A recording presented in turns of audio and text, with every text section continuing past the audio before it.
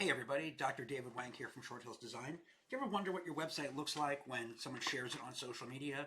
What link they see here on Facebook or on Twitter or LinkedIn or Discord?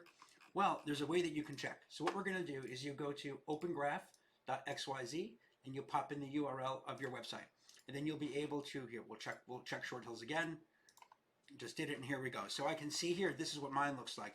That's pretty cool. I actually going to adjust it because I want to make the logo a little bit smaller so you can see the full roundness of it. But that's how you do it, and you can see you want to make sure that it is not blank, because what happens is, let's pick one. Well, if you have one that's blank, it's just going to show blank. So go ahead and check your website.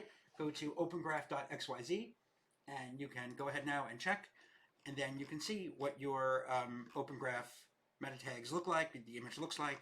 And if you don't like what it looks like, you can have your web developer fix it. But it's a really cool way to make sure that it's one of those little things that just we want to get done, kind of like really tweaking that contact. You don't want it too tight, but you don't want it too loose. You want it just right. This is one of those small things that can really make a difference.